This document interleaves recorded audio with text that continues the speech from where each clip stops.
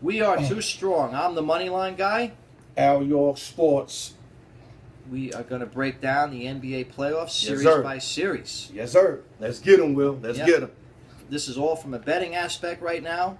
And if any plays or predictions we give, these are not actual plays that we are making. We're just giving our predictions based upon where the money is going. So just keep that in mind and make a note of that.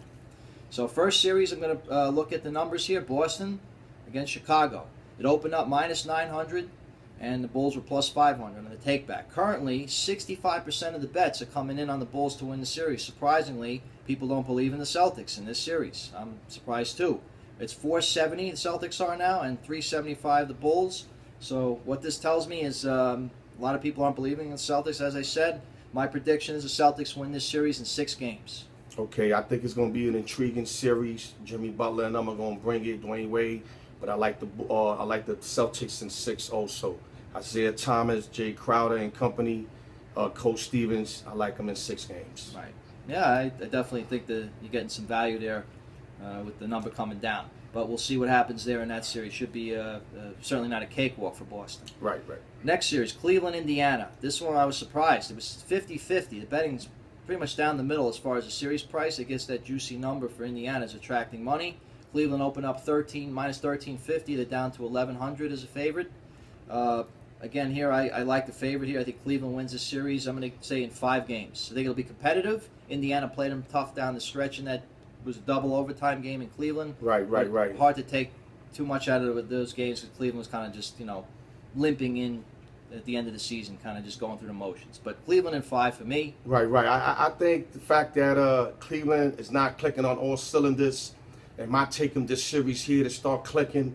I think Paul George and them steal a game or 2. I mean, you know what? I'm going to say Cavaliers in 6 or 7. I think the Pacers get at least 2 games in this series. Wow. Okay, well, there you go. You heard it there. So keep that in mind. If that series goes the distance, you know where you heard it. Yes, sir. Next one, Toronto-Milwaukee. This isn't exactly drawing a lot of fanfare, but numbers on the board. Yes, Toronto opened up 410. They're now 400. Milwaukee up to plus 290. And now I see them plus 325. Sometimes what they do with these series, they close in these lines, if people are familiar with that. So don't look at it as the money's coming on Milwaukee. In this series, it looks like it's down the middle. 56% of the bets are coming in on the dog, Milwaukee.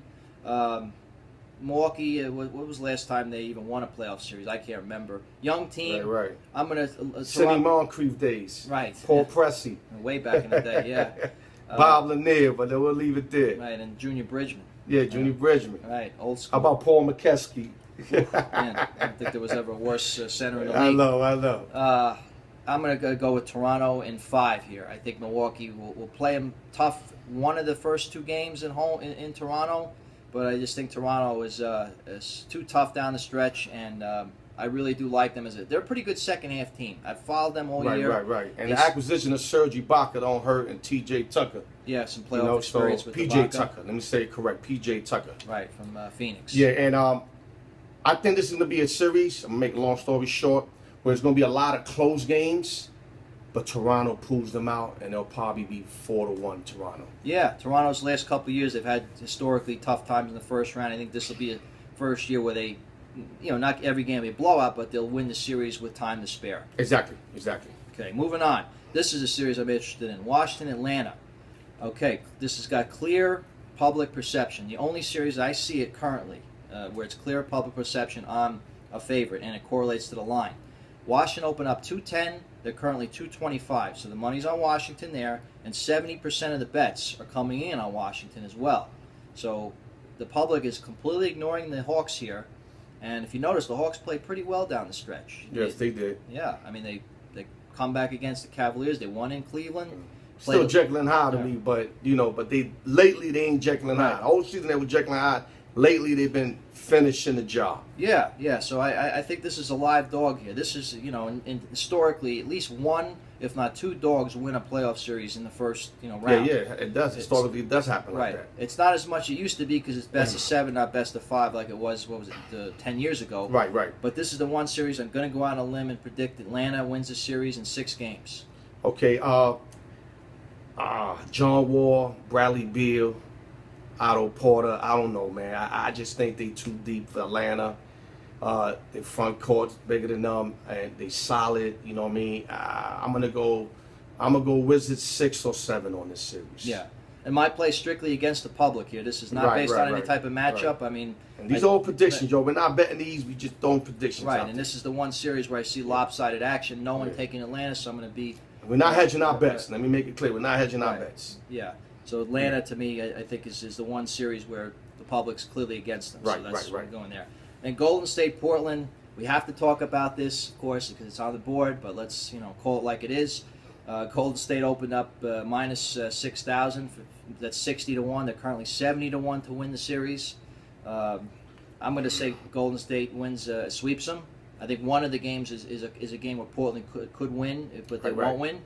Now, if you're interested, just a side note, if anyone out there is sick enough to want to bet Portland in this series, and you're interested in betting them, here's how I would attack this. This is an interesting angle here to get the best number possible.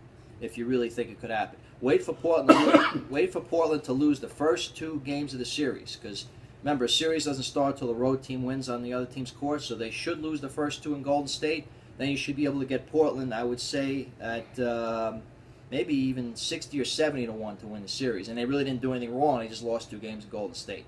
That's it. Other than that, I have no interest in the series, only other than game by game with the point spreads. Right. I'm going to predict 4 to 1 Golden State. I think Damian Lillard and company, I think they steal one late, maybe at home, 2.3 point game, but it's going to be 4 to 1 wipeout. Dub Nation. Yeah, that'd be interesting because the games in Portland, even on the road, Golden State, I suspect will be at least a 6-7 point favorite, if not higher. So that'd be a major upset. But yeah, that'd be something. Next series, San Antonio, Memphis. This one again getting action on the dog. 79% of the bets currently are on Memphis, surprisingly, and the line went from 1,500 San Antonio down to 1,050. So the money's clearly on the dog here, and I guess it's because Memphis beat San Antonio twice this year and lost in overtime in San Antonio the last time they played. So they have played them tough this year. But again, that is the regular season. This is the playoffs. We know that San Antonio rested a lot of guys on a stretch and they were just bored. Right. I say Spurs win this. I'm going to say Spurs in 5. Yeah, I would say Spurs in 5, maybe 6, maybe Z-Bone Company win 1 at home, still 1 at San Antonio. Spurs in 6 next series. Okay. Houston, OKC. Again, this would be an exciting series, but what I'm seeing from a betting aspect, 78% is on Russell Westbrook and the Thunder. 350 to 375, so the line didn't move too much in Houston's favor. I'm going to go with Houston here in 6. The money's on OKC, and I just don't think they have enough depth to win this series, to win 4 games. Right. I would have to say Houston in 7. I think Westbrook is going to have a lot to do with this series. And this is actually the only series that we're going to break down, Will. Yep. We were going to plan to do a couple more, but we're running low on time. Let's break it down for them. Let's tell them why Houston's going to win this in 6. Now tell them why it's going to be 7. We'll start off with you, Will. I just like Houston's depth. I think Westbrook, the more tape they see on him, the better they'll be able to contain him. And I just don't see anybody stepping up for OKC for them to win 4 games and 4 out of 7. Right. And that's basically it.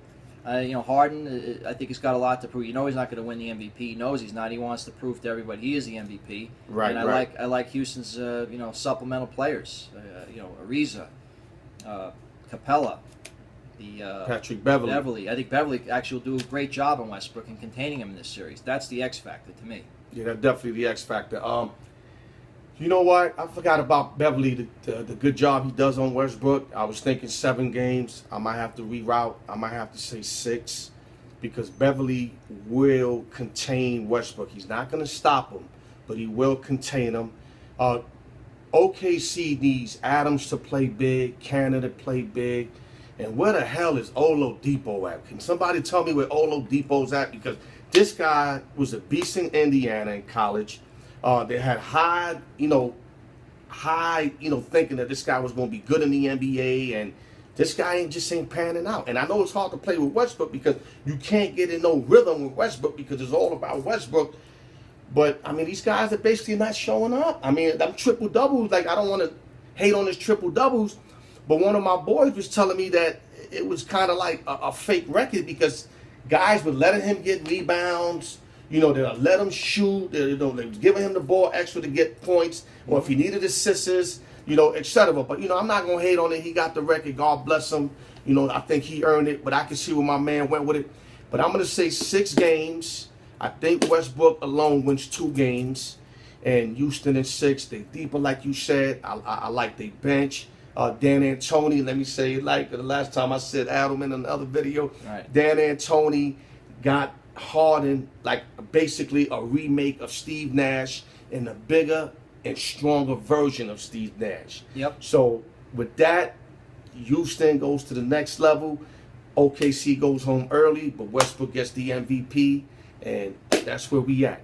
Right, and Oladipo's probably still in Orlando. His mind's there. Next series, Clippers, Utah. Again, 50-50 on the betting. The money, though, is going on the Clippers, 210 to 240. From a matchup aspect, the Clippers seem to own the Jazz, but you know I have a feeling the series will be a little tougher for the Clippers than people think. I'm going to go Clippers win this in 6, but there'll be some real close games. Utah's going to, and you can tell by the totals in these series, you know, the game total, that these are going to be low-scoring, grinded-out games, and the Clippers aren't exactly the best in those type of games, but I think they find a way, winning in 6 and 6 hard-fought games. Right, definitely the Clippers are going to advance. This is their last year together. Blake, you know what I'm saying, DeAndre Jordan, Chris Paul. You know, these guys are going to break up, especially if they get bumped in the first couple rounds. These guys are breaking up. So this is it for the Clippers. They have to make a run. They got to at least make the chip. They got to stay healthy. Yeah, if they stay healthy, that'd be great. But they have to at least make the chip to keep this unit together. They don't get to the chip, these guys are getting broken up. And I think they're going to take care of the first 2 series. No, imagine the first series. Second series, they're going to have to play Golden State, but we're going to get to that. But they're going to take care of Utah. I'll say about 6 games. A lot of games are going to be close, especially up in Salt Lake where the rims are real tight. But Clippers in 6. Yep, sounds about right. Well, I'm the Moneyline Guy. You can follow me at the Moneyline Guy on Twitter. Al York Sports, Facebook, Twitter, Instagram. Y'all already know we're here to give y'all the knowledge, give y'all the heat, give y'all the butter. And this is what we do, man. We represent the East Coast, West Coast, worldwide. And like he said, we're the Moneyline Guy, Al York Sports. Too strong, y'all. Too strong. We'll be back at you in the second round in the conference yes, sir. semifinals. Yes, sir. Y'all keep your heads up, man.